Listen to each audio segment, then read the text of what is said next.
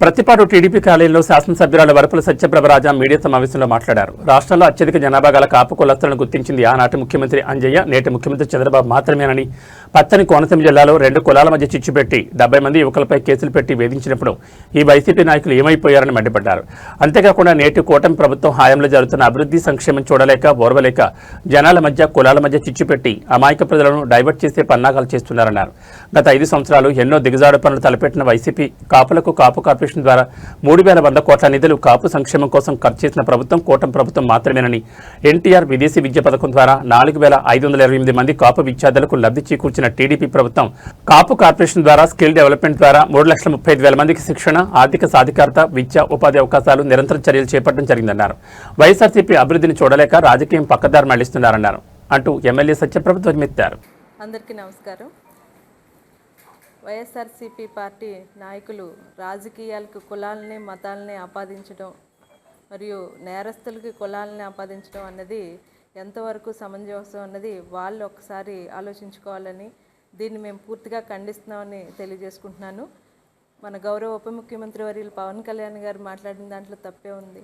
ఆయన నేరస్తులకు కులాలని ఆపాదించడం అన్నది సరికాదని నిలదీయడం జరిగింది. దీన్ని ఏదైతే రాష్ట్రంలో అత్యధిక జనాభా కలిగిన కాపు కులస్తులను గుర్తించింది అంటే ఆనాడు గతంలో ముఖ్యమంత్రిగా పనిచేసిన అంజయ్య గారు, ఆ తర్వాత మన గౌరవ ముఖ్యమంత్రి వర్యులు చంద్రబాబు నాయుడు గారు మాత్రమే.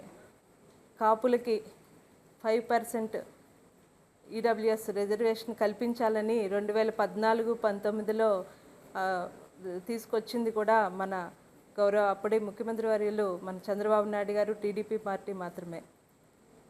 ఇది స్వాతంత్రం వచ్చిన దగ్గర నుంచి కాపులకి ఆర్థికంగా వెనకబడి ఉన్నారని 2014-19లో వారికి ఒక ఆర్థిక చేయూత కల్పించాలి, వాళ్ళకి ఆర్థికంగా వాళ్ళని ముందుకు తీసుకురావాలని ఈ కాపు కార్పొరేషన్ రుణాలంటూ ఇవ్వడం జరిగింది.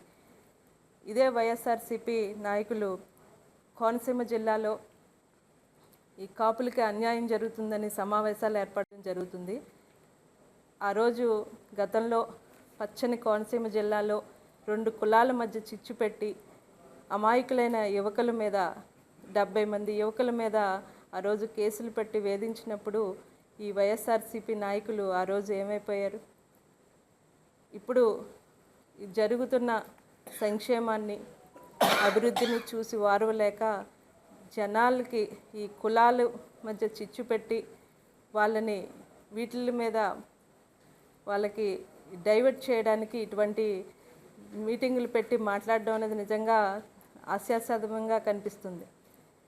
ఏదైతే వాళ్ళకి గత 5 సంవత్సరాల్లో మన రాష్ట్ర ప్రభుత్వం ఎంత దిగజారిపోయింది, ఎంత దయనీయ స్థితిలో ఉందో మనందరికీ తెలిసిందే. అప్పుడు 5 సంవత్సరాల్లో చేయలేని అభివృద్ధిని మా కూటమి ప్రభుత్వం వచ్చిన తర్వాత మా నాయకులు ఈ 2 సంవత్సరాల్లో సంక్షేమాన్ని, అభివృద్ధిని చేయడాన్ని చూసి ఓర్వలేక ఇటువంటి దుష్ప్రచారం అన్నది చేయడం జరుగుతుందని సందర్భంగా తెలియజేసుకుంటున్నాను. కాపు కార్పొరేషన్ ద్వారా దాదాపు 3,100 కోట్ల నిధుల్ని కాపు సంక్షేమం కోసం ఖర్చు చేయడం జరిగింది. అదేవిధంగా ఎన్టీఆర్ విదేశీ విద్యా ఆదరణ పథకం కింద 4,528 మంది కాపు విద్యార్థులకు లబ్ధి కల్పించడం జరిగింది. ఇవన్నీ కూడా మన గవర్నమెంట్ టీడీపీ ప్రభుత్వంలో, అప్పుడు టీడీపీ ప్రభుత్వం, తర్వాత కూటమి ప్రభుత్వంలో ఇప్పుడు జరగడం అన్నది మనందరికీ ఈ సందర్భంగా అందరికీ తెలియజేయాలని కోరుకుంటున్నాను. అదేవిధంగా కాపు కార్పొరేషన్ ద్వారా 66 కోట్ల రూపాయలతో గ్రూపుకి ఈ రుణాలు అన్నవి అందజేయడం జరిగింది. ఇంకా స్కిల్ డెవలప్మెంట్ చూసుకుంటే కూటమి ప్రభుత్వం ఏర్పడిన నుంచి మన ముఖ్యమంత్రి వర్యులు, ఉప ముఖ్యమంత్రి వర్యులు నారా లోకేష్ గారు కూడా యువతకి ఆదుకోవాలి అన్న ఉద్దేశంతో ఈ స్కిల్ డెవలప్మెంట్ మీద ముందుకు చర్యలు తీసుకోవడం జరిగింది. ఇప్పటికే 33,594 మందికి డెవలప్మెంట్ ద్వారా, ఈ స్కిల్ డెవలప్మెంట్ ద్వారా వారికి శిక్షణ ఇవ్వడం జరిగింది.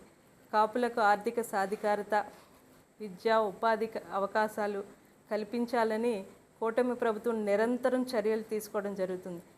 ఇవన్నీ కూడా చూసి ఎక్కడ ప్రజల అభిమానం చెక్కు చెదరకుండా కూటమి ప్రభుత్వం మీద ఉంటుందని చూసి వారవలేక ఇటువంటి దుష్ప్రచారం అన్నది చేయడం జరుగుతుందని అందరూ తెలుసుకోవాలని ఈ సందర్భంగా తెలియజేసుకుంటూ, జరుగుతున్న అభివృద్ధిని చూసి ఇప్పటికైనా వారు ముందుగా ఈ రాజకీయాలకి కులాలని మతాలని ఆపాదించకుండా రాజకీయాలని ఒక పద్ధతిగా ముందుకు వెళ్ళాలి. రాజకీయాలకి ఎప్పుడూ కూడా మనం గత 5 సంవత్సరాలు ఎలా జరిగినా ఇప్పుడు కూడా మార్పు జరిగి వారు మరింతగా ముందుకు వెదిగి ఇప్పటికైనా తెలుసుకోవాలని వైఎస్ఆర్సీపీ నాయకులు ఈ సందర్భంగా తెలియజేసుకుంటూ సెలవు తీసుకుంటున్నారు.